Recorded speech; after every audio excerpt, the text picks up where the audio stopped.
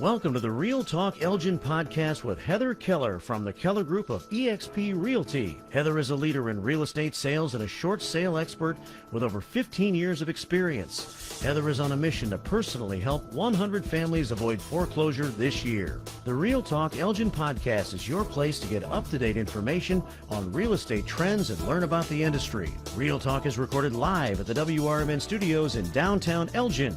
Call in to ask questions live at 847-931-1410, and she'll answer them for you on the air. And now, give a warm welcome to Real Talk Elgin podcast host, Heather Keller.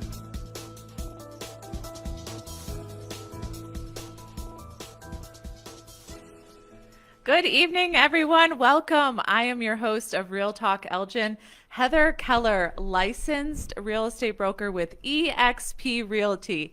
I am here in downtown Elgin every other Tuesday doing this real estate show, providing you real-time accurate information of all things real estate. So we are on season 3 and this is episode 5, but I'm very excited about tonight's show because at the beginning of this year, we started my 5-part real estate short sale series, and tonight is part 4. So we are going to do a quick recap in a minute of parts 1, 2, and 3, and then we're going to move forward with part number 4. So I do not have a guest here. Normally I do. It's just Leah and I chatting tonight. I like that because a lot of the times I'll have a question for you, and I do it off the air because I don't want to normally embarrass myself. But you and I have had that conversation that I think if one person is asking a question, there's a lot of other people that have the same one, even from something as simple as what is a short sale. So that's why I love this whole series. Yeah, so I always say no question is silly or stupid, so please ask it because you're right. Someone else could be thinking the exact same thing.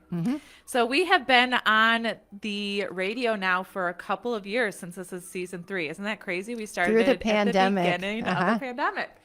So if you haven't already, please like our Facebook page, Real Talk Elgin. You can go to realtalkelgin.com and listen to all of our past shows or wherever you listen to podcasts. If you're interested in learning more about short sales and the details there, you can go to Chicagoland's leading short sale expert. There's tons of information posted there daily, cool videos, different questions you can get answered. So that helps. Later on in the show, we'll show you how you can get a free copy of my book, The Complete Guide to Selling Your Home as a Short Sale. And we'll talk about the remaining shows of the first half of 2022. It's crazy to me that we are at April already, to be honest. I know, but it is, and I talk about the weather probably every time I come on the show. I should have my own weather show. You do quite often inform me on Facebook when there's going to be a temperature change. So, but it's light out. It's light outside, and that's my point, is that I'm very excited to be here, and it's not dark right now.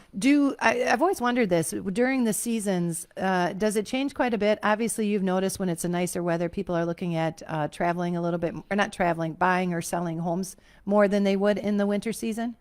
So I don't think right now that makes a difference. Okay. It's been so busy.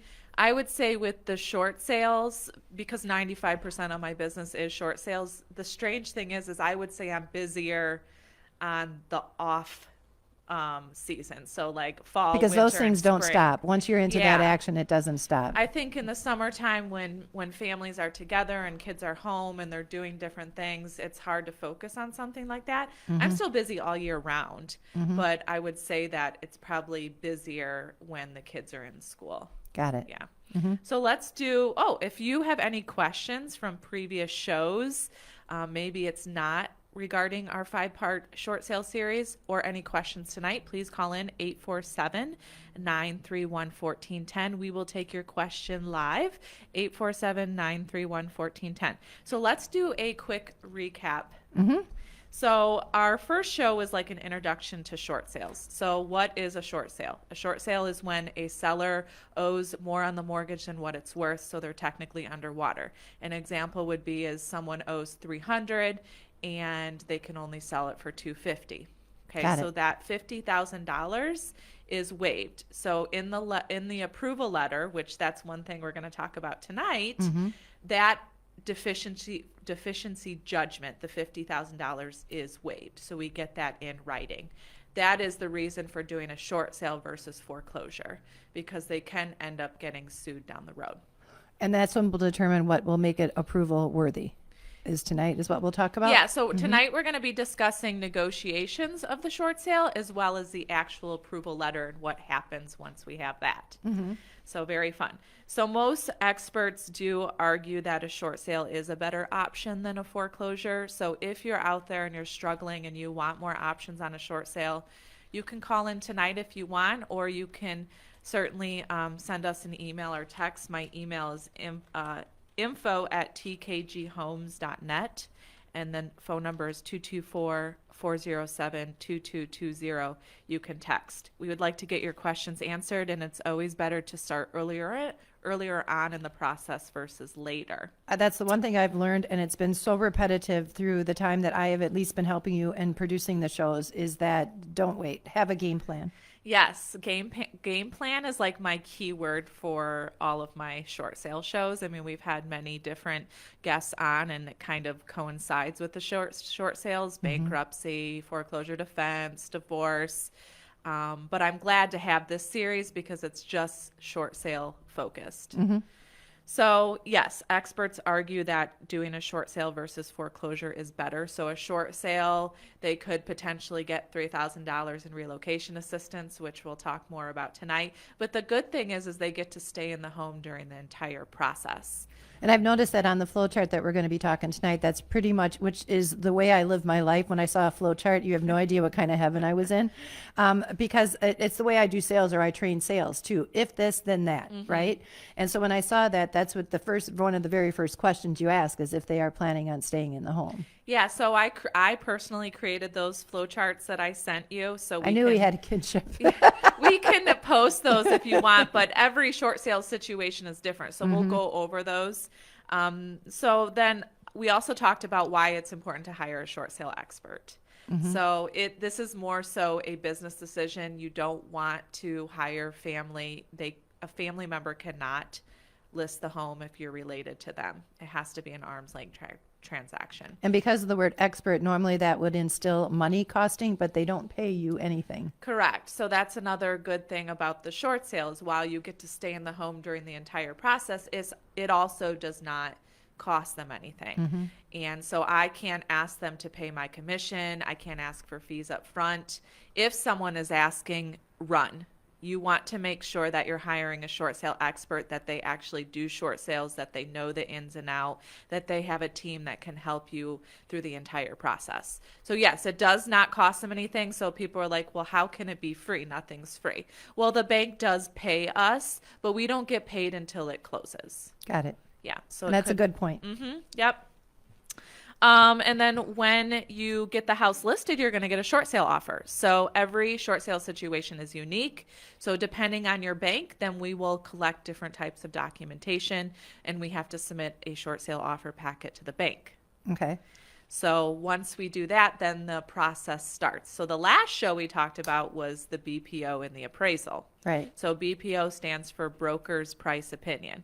It's a lot like an appraisal, only not as extensive. So those are completed by a real estate agent like myself. You will have to be trained on that. And then an appraiser obviously is done by an appraiser. And so the BPO changes up depending on what financial institution you're working with. So there's BPO agents across the country that work with different banks. And so Okay. when the bank goes and orders a BPO, that person would contact me to gain access to the house. So some banks will just do a BPO, some banks will just do an appraisal, some banks will do both. Okay. So does a bank have their own BPO person They on do, staff? yeah. Okay. Yeah. Yeah. It's usually someone local, to here. So I pretty much know all the BPO agents around here now. Okay. Got Yeah. it. So then that report will get sent back to the bank. So it is a little bit delayed right now, so it can take up to 2 weeks to get that back to the bank. So then that kind of leads into part 4.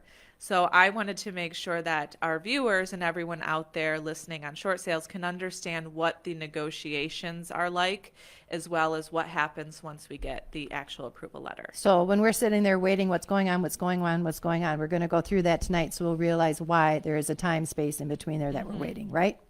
Okay, got it. So when an offer does get submitted, We are very good about communication. Communication is another word I like to use in short sales because you have to communicate and make sure that all parties are aware of what's going on.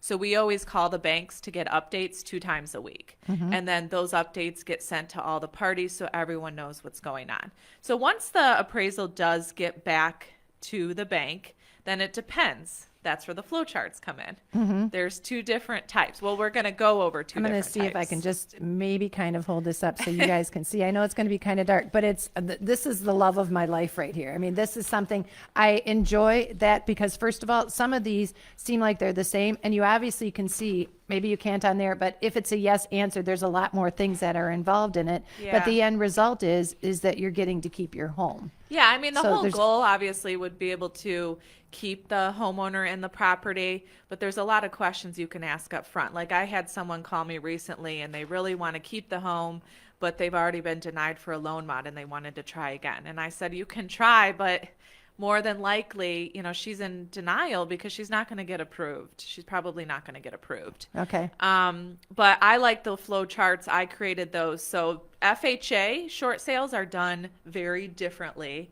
than say like a Fannie Mae. I think I gave You have 2 different ones, yeah. right? So Fannie Mae is just a conventional loan. They are by far the best short sales system ever. HomePathForShortSales.com. Essentially, with a Fannie Mae deal, you're submitting the short sale packet to the bank. So let's just say it's Chase. Okay. You send it to Chase, and then once Chase has everything, then you initiate the short sale through the HomePath website, and then you're dealing directly with Fannie Mae. You don't even have to deal with Chase. Okay. It's amazing. So if you see the flow charts, once you actually, if you want to do a loan modification for a Fannie Mae deal, then you can just go in and do that. I personally would try to tell people to not use a loan modification company. You can actually do that on your own because they're going to charge you. And there are a lot of companies out there that I think are scamming people. So you just really have to do your due diligence up front.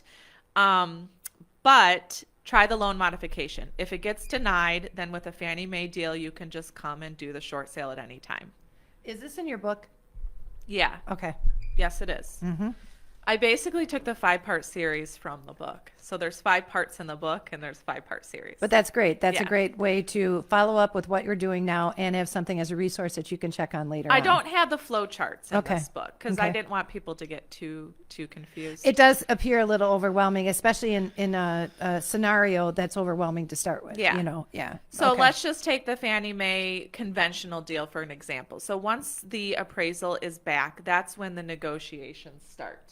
So let's just say the value is at 275 and the offer's at 270. 99% sure that Fannie Mae is just going to go and accept that offer. Okay. So from dealing with Fannie Mae for so long, I know the percentage of what they would accept, what I can push for, what I can't push for. Okay. Like I said, they're one of the better ones to deal with. In order to get the relocation assistance with Fannie Mae, you must be in the house when the appraisal is done. So when they order the appraisal and the BPO, you need to make sure that someone's living there. Okay. So that's important because I always try to get the relocation assistance for everyone. So I guess tell me why. I mean, I understand because when the appraiser comes there, so you're agreeing with what they do or to show that somebody's actually taking residence there? For whatever reason, relocation assistance is not given to a seller until it actually closed to help relocate. But in order to qualify for that, one, their end investor has to participate. So in this case, it's Fannie Mae. Right. But they want to see that the family or the owner still lives there during the process. So I Okay. always tell people, if you want to move, don't just leave. You got to communicate that with me because I would prefer you to wait until after that BPO or appraisal is completed. Because it'll help you in the long run for your relocation Yeah, assistance. because if it comes back, if that report comes back to Fannie Mae and it shows that it's vacant, because they do have to disclose that, Uh-huh.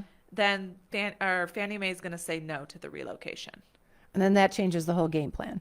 Well, they just don't get it. I mean, Right, they're but still that's- going to but- avoid the foreclosure, But so just stay in the house. Right. Yeah. Yeah. But I mean, I'm saying if that's their intent, don't mess it up. That's an easy thing to, that's an easy Like thing I to take care of. said, communication is key. So I know a lot of people do want to leave the house as soon as possible. I prefer not to have a vacant house. So the longer they can stay, the better. Okay. So Fannie Mae, like I said, is a pretty easy scenario. Now let's talk. Do you have any questions? Or Nope, I'm with you good? so far. Okay. If anybody else has any questions, feel free to dial us up at 847-931-1410. That's 847-931-1410.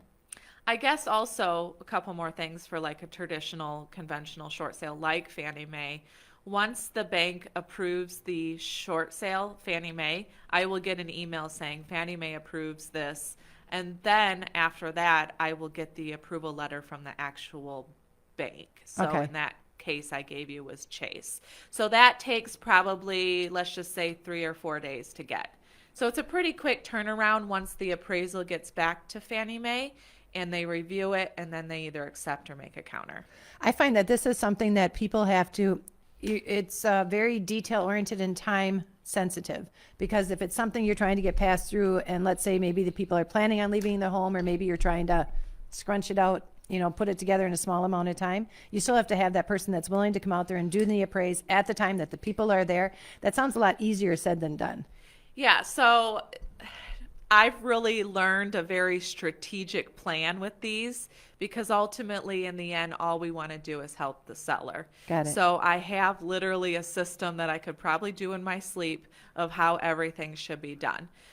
So yeah, I do prefer them to stay in the house, and it's going to help them save money. I always give them plenty of time to find a place and move out. I will give them a heads up. Hey, I think now is the time for you to start looking. And then I would connect them with my rental agent, Sean. Got it. Which Okay. Sean has been on the show before. So, He's the magician I talked yes, about. let's quickly talk about what happens if an appraisal comes back higher with Fannie Mae. Okay. So even though, and I do have this happen every once in a while, let's just say it's listed at $399 and the appraisal comes back at $450. Okay. Then what? That does happen from time to time. Well, you can either with Fannie Mae see if you can come to an agreement with the buyer. I know Fannie Mae will come down. $430 or $450 is not their end all be all. They'll come down. Or you can do a value dispute. Okay. But with a value dispute, you have to basically prepare your case as to why you believe your offer, your list price is better than their appraisal. Then the professional. So you're going to Yeah. try and convince a professional Yeah. that they're wrong. So there's different things you can do and different techniques, and I do that quite often with Fannie Mae, or I have in the past. My luck with Fannie Mae is pretty high when it comes to getting my way. Okay. So when it's a Fannie Mae, if you have to go in and dispute the value, it's going to be much easier. Got it. The other question I had, when you were just going down that path, if the appraisal comes in and it's higher than what you had intended, what would,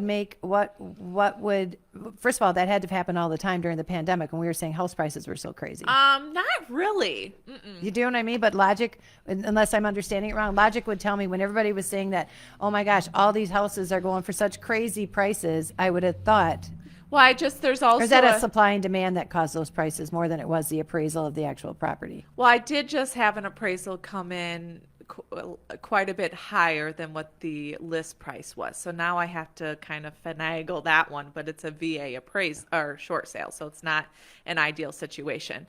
But, during the pandemic, prices were just crazy, so I was just pricing them higher than what I would normally price them at, Right. and we were fine. But there's also a strategy behind pricing a short sale. Another reason why you should hire an expert. Got it. What's that Is that something we're going to come up into, or is I it think a we strategy? talked about it a little bit. So I have two different strategies. One is if they're coming to me well before they have that auction date and Time. they really have a game plan in place and they have time, then we'll price it higher than what I would want to be at and gradually lower it. Because you've got time to play the game. We have time to Yeah. play the game and time for me to build a case with your bank. Got it. If they come to me at the very last minute, which happens quite often, then we do have to price it more aggressive. But the more aggressive also depends on who the bank is and who their end investor is. If it's Fannie Mae, I know a lot of times I can get my way with Fannie Mae. If it's FHA, which we'll talk about next, not so much. Got it. So I would assume you're always first question, who are you working with or who is your loan through? Yeah, so that is one of the questions. Because that obviously has to start your flow chart right from the get-go. Oh, yeah. Yeah. As soon as they tell me, I'm like, okay, this, or Yep. this. Yeah. So there's certain banks that are easier to work with. So like one of my partners down in Florida is dealing with Rushmore right now, and I've dealt with Rushmore. I have a deal closing with them in April. They are not very easy to deal with. So Rushmore is one of the not so easy ones. The ones I love the most are SPS, Specialized Portfolio Servicing. Okay. And then SLS is Specialized Loan Servicing. So Got it. SLS, SPS. So they're very good. Their process is fairly easy. They aren't taking months and months to get done. And I do know that they give the relocation assistance as long as they're in the house still. Got So it. like we just got one approved today that is with SPS. So. If the first thing I would just have to say real quickly here is that if anybody finds that they are leaning and going down this direction, find out what type of loan you have, because I can be honest with you, I'm not sure. So that's one I think we have a thing. VA because of John being a Army. So vet. I think the main thing I would need to know is who services it. Is it SPS? Is it SLS? Is it Chase or Mr. Cooper? Who is that? Mm-hmm. I can find that other information out. I can look online. There's a Fannie Mae loan lookup website to see if it's a Fannie Mae, or Got I can it. look to see if it's a Freddie Mac. Mm-hmm. Or I can, when they sign an authorization, I can find out if it is a FHA. A lot it. of people, honestly, they don't know that information, Mm-hmm. but you should know who you did make the payments to. Yeah, well, that part I know, but I can't remember what type of loan that it Yeah. came through as. Yeah. Well, some people don't even remember who the bank is. Oh, really? Yeah. So. Okay, cha-ching for Leah. Winning.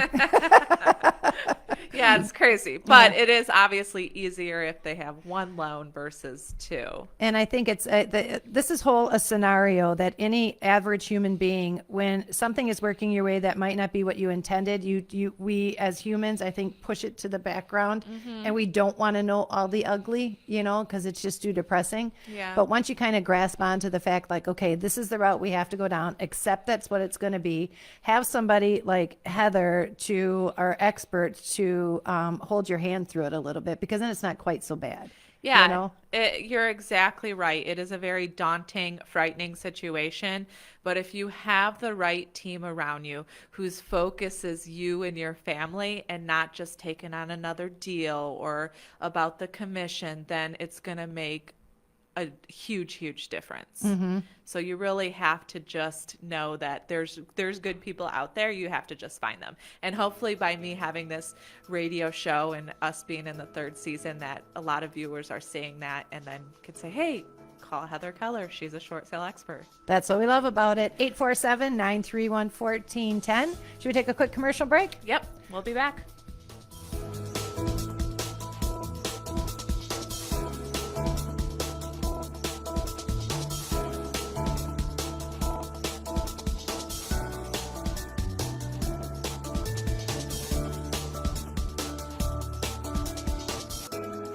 Welcome back to Real Talk Elgin with real estate expert Heather Keller. Call 847-931-1410 and Heather will be happy to answer your questions about real estate. And now back to Studio 14 in downtown Elgin for more Real Talk Elgin with Heather Keller.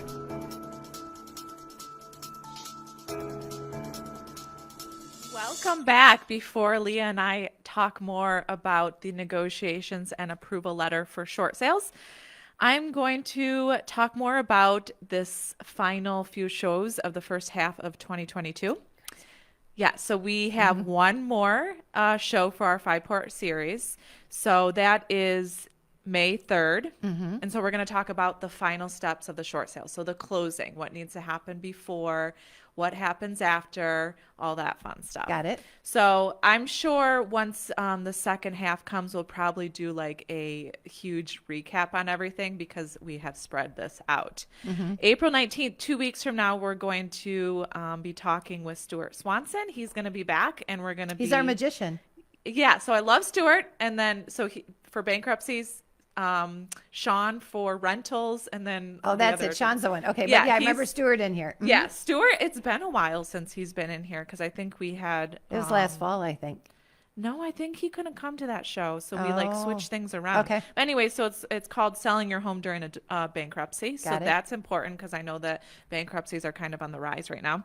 And then May 17th, foreclosure process in the state of Illinois. So we will touch on the other process because in the state of Illinois it does go through the courts. In other states, which I have partners in throughout the country, they're in a non-judicial foreclosure. So we can briefly talk about that. Okay. So that is our upcoming shows for April and May. And if you have not gotten a copy of my book, The Complete Guide to Selling Your Home as a Short Sale, please email info@tkghomes.net. Again, that's info@tkghomes.net. You can also text 224-407-2220, or it may be easier for you to just go to realtalkelgin.com. At the top right corner, you can click on short sale book. It will take you to my website, tkghomes.net. You can fill out the form and we would be happy to mail you a copy, drop off a copy, whatever is easiest for you. But our 5-part series is based off of this book. I wrote it myself. It's essentially just the process, how the short sale works from start to finish. Got it. Okay? And again, if you haven't liked our Facebook page, please like it, realtalkelgin.com.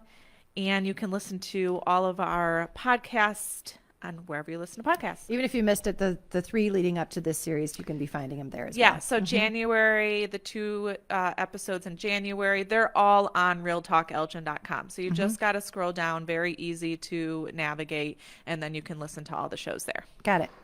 So let's talk more. We did not get through the Flow flow charts. chart Nope. for FHA. So any questions on the conventional that you can think of? Nope. I've gotten that down. Hopefully, it sounds funny. This, by what we're learning through the show, it almost makes me, if I were going to be going out and getting a loan somewhere, it almost makes me want to determine where to get that loan through. Just because it seems like it just is an easier process. I know this is not the end result for what we want when you want to sell a home, right? Or when you're moving out of your home, but there are always favorable directions you want to go that I'm Yeah, sensing. so I was in mortgages. That's how my husband and I met many, many, many years ago before we started short sales. So I have a general idea of how the mortgage process works.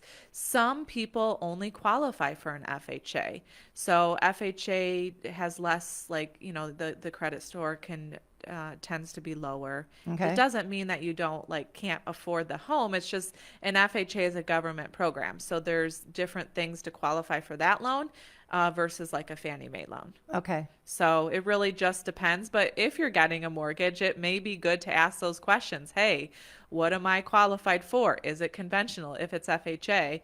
FHA short sales are not easy. So let's talk about that. As Okay. you can see my flow chart.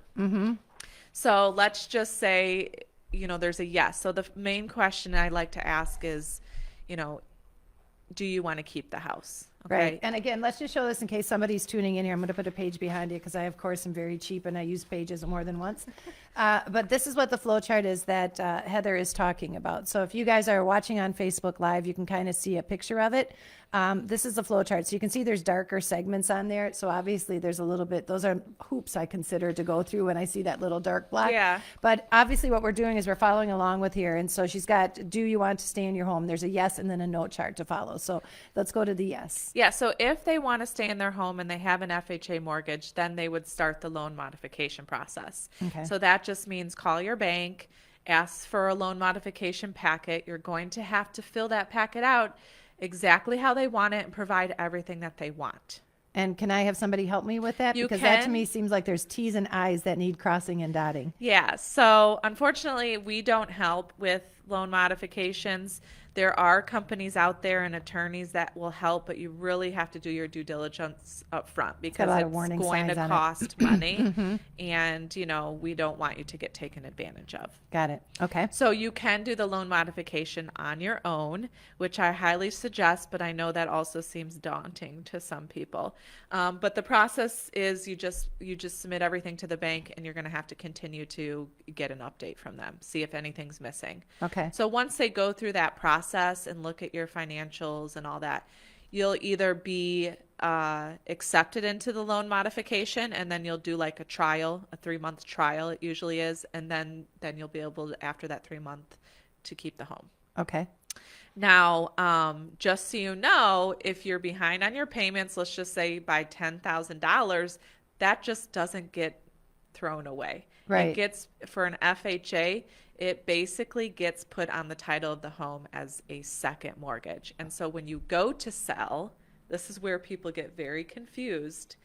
They have That to has to pay, be met. that has to be paid first before the actual mortgage. Got it. So a lot of people say, well, I only owe this on my mortgage. And I'm like, okay, do you have FHA? Have you done a loan mod? And they'll say yes.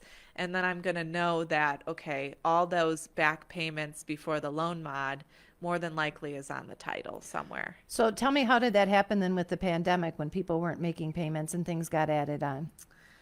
Well, we aren't quite 100% sure yet. I mean, Yeah. if they went through the pandemic and didn't pay anything, and now they have an FHA mortgage and they're trying to get a loan mod, all of that is still going to be put. It just doesn't go away. Right. So in a conventional, it would just get put on the loan somewhere. But for FHA, it's done a little bit different. You sign in basically some sort of agreement that says we'll give you the loan mod, but all of that $30,000-$40,000 that you didn't pay will get put on the title as like a second mortgage. That to me is a very valuable piece of information. Okay, so people So- understand that part of it. So some people will come to me and say, hey, I want to sell the house and I have an FHA mortgage and I owe $200. Well, they don't realize that there's a second mortgage on the title for $40,000 because of the loan modification they did. Right. So when someone does a loan modification for an FHA, great. But a lot of times what happens is down the road, whether it's 3-4 months, a year, they decide they still can't keep the house. It's too much for them. Got it. Okay. And then those are the kind of questions I need to ask. So then, I hope I'm not jumping ahead, but then how does that affect what the price is that you're, like when you start the short sale process, if that's the case, how does that affect it when you know? Now, remember you were mentioning before second mortgages, or this might be put on the house as a second mortgage. How does that affect when you're doing your listing price? You realize you still have to recoup that money as part of your listing price? No, not if it's a short sale. So I still go about listing it the same way. Okay. I just like to get title done sooner rather than later to see if that second mortgage is on there. Okay. And so if it is, Is that the only way you find out?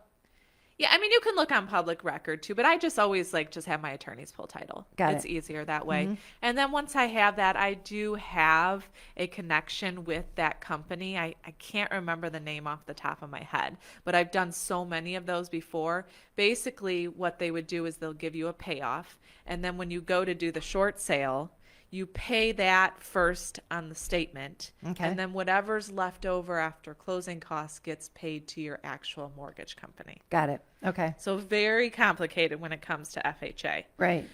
So now we're through the loan modification. Right, If so you- it's denied, then some people may think, oh, well, I want to try again. If you're denied, more than likely you're probably not going to get accepted, but you can certainly try again, but it just also depends where you're at in the process. Is it something that you learn by, if you have a denial, is it something that you've learned you've done inaccurately or, incorrectly? Well, sometimes they'll do a denial because you didn't get all the paperwork in. Right. So, if it's something like that is the case, then yeah, I would probably try again. Got it.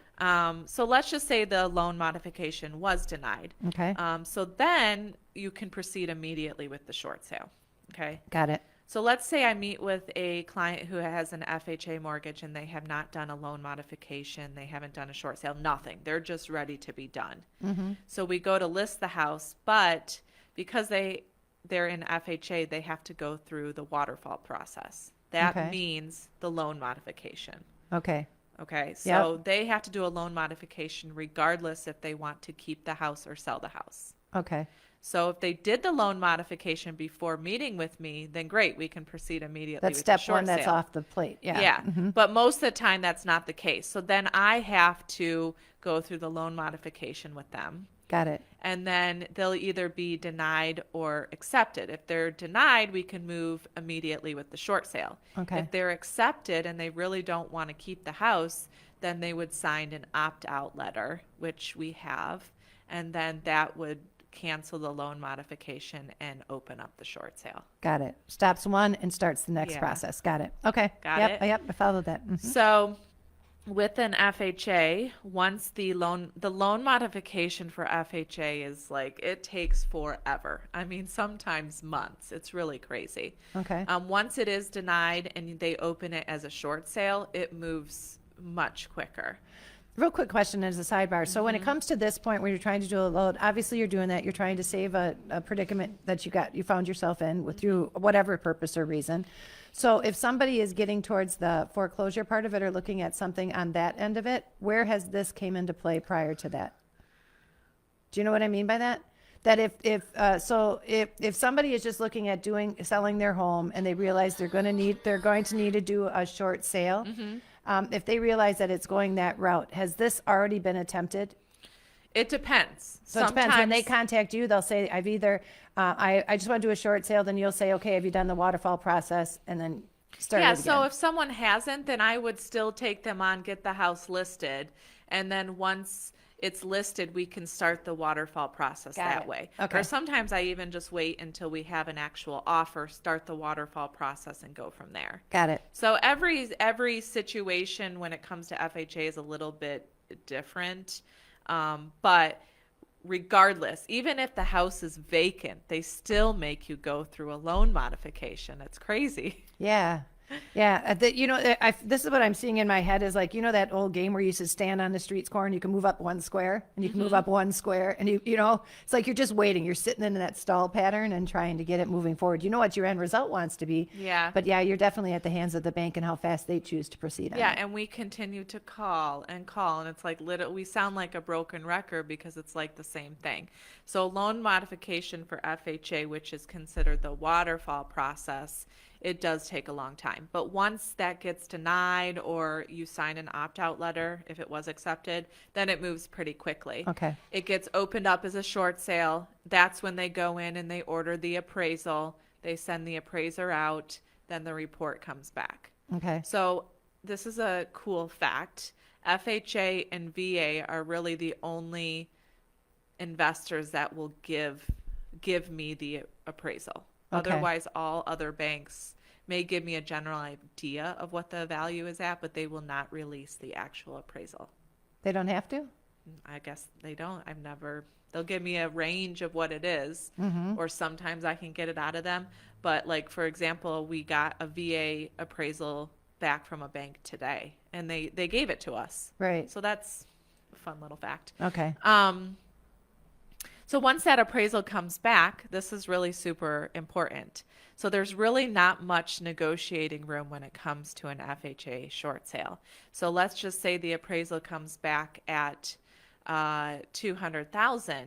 The bank is going to want to net 88% of that appraised value. So let's just say you can't make the numbers work with that buyer, then they'll still accept a short sale with a new buyer. So the longer it is on the market, the less amount they'll take. So if it's after 30 days, it would be 86%. Got it. 60 days, 84%. Okay. But in the state of Illinois, the taxes are so high. So to get to that 88% appraised, the net, it's very difficult to get to that number because the taxes are so high. Right. You get what I'm saying? Yep. So a lot of times, the offers are more than what the appraisal is. Just really depends on the situation. But FHA, the requirement is 88% of the appraised value is what they need to net. Got it. Okay. Yeah. So once we can make those numbers work and we send in, then the approval letter is issued almost immediately within a couple of days. Okay. So that makes the process pretty easy. Got it. Is that Okay, yep, we made our way through. So obviously, I've learned a couple of things. First of all, the process of loan modification is one that A, can be daunting, but B, it can be and B, can be time consuming. But no matter what, it's going to be necessary if you're looking at doing a short sale. Yeah, for FHA. But you also don't have to go about that on your own. So if you are out there listening and you have an FHA mortgage and you want to do a short sale, we can still start with listing the home and doing all of that. And then I will do the loan mod or the waterfall process for you. Okay. Yeah, they don't have to go and do that up front because it's just a lot. It's a lot to do. Now, if you really ultimately want to keep the home, then yeah, go through and try to do the loan modification process. But if you don't and you want to do the short sale, then my team can take that on. Got it. What percentage would you say are people that want to stay in the home versus just walk away?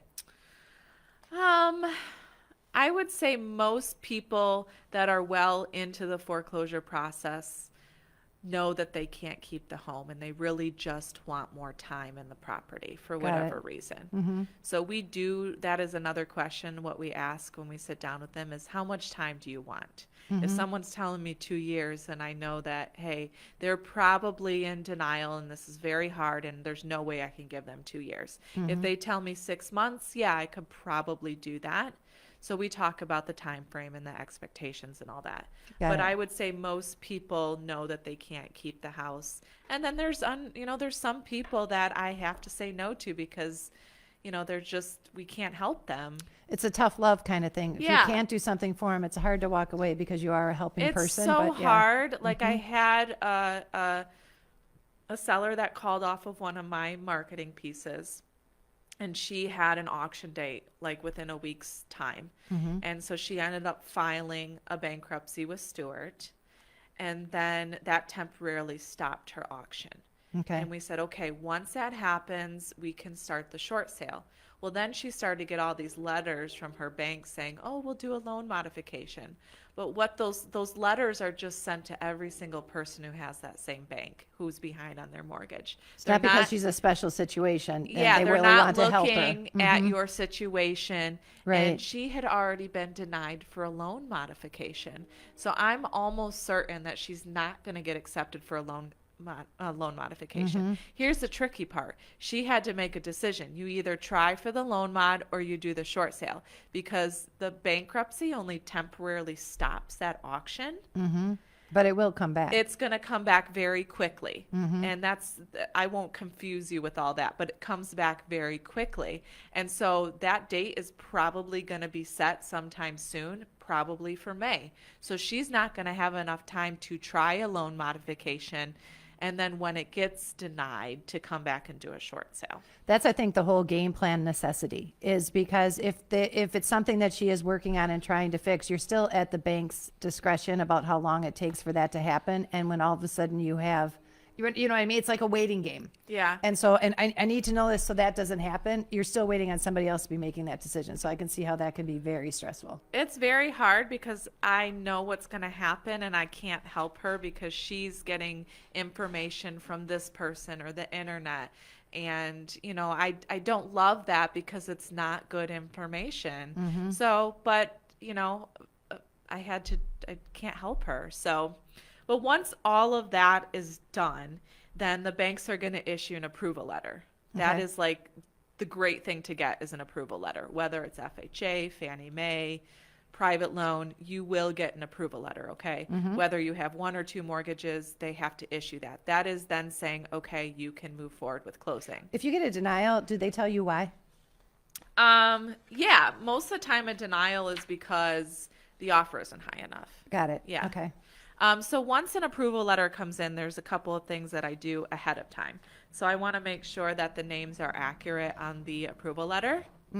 Because it will have the seller's name, which I hope is accurate because it's their bank, right? Right. And then the buyer's name. So we want to make sure the buyer's name is accurate. So what you can't do is then switch the buyer out. If you lose that buyer, you cannot go to closing with that approval letter.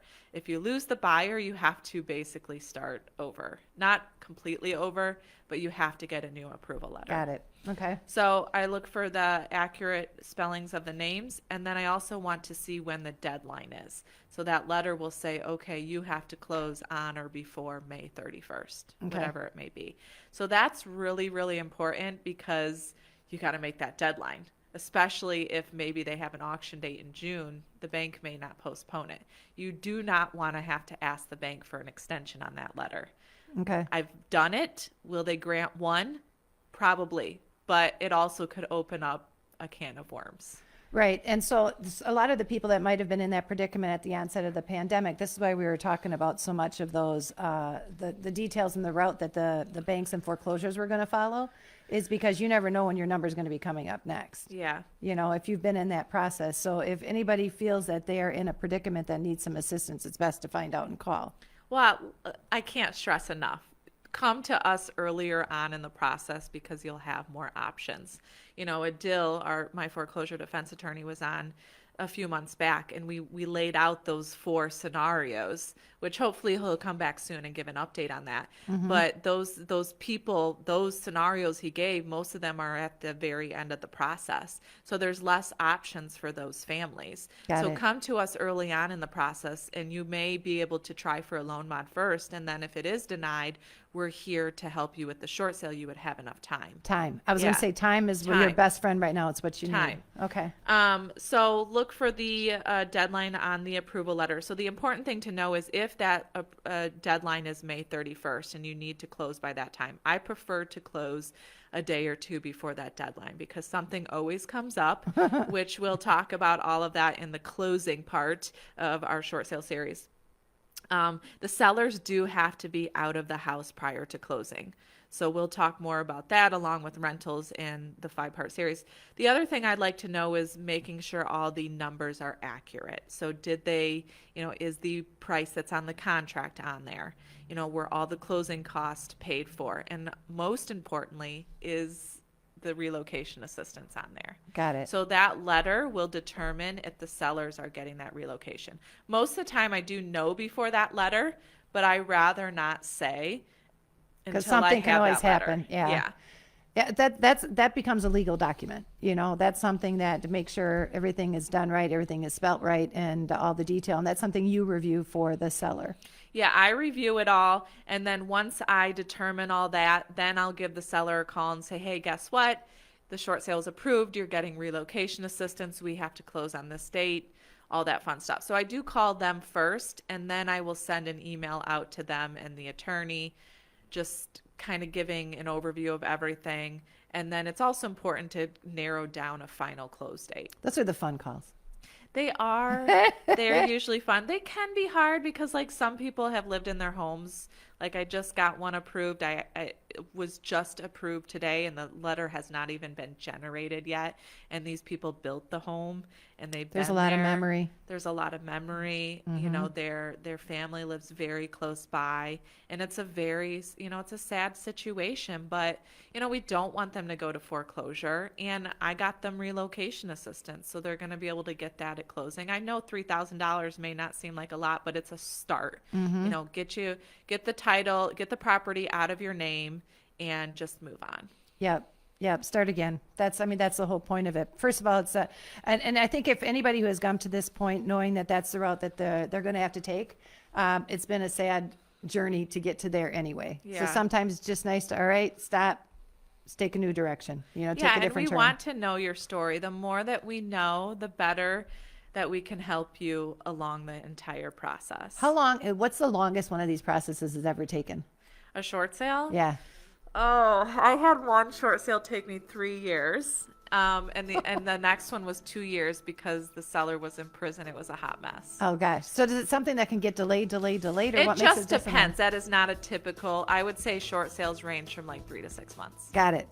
So we will be back in 2 weeks talking about how to sell your home during a bankruptcy. Part 5 is May 3rd. Please join us, and we will be back in 2 weeks.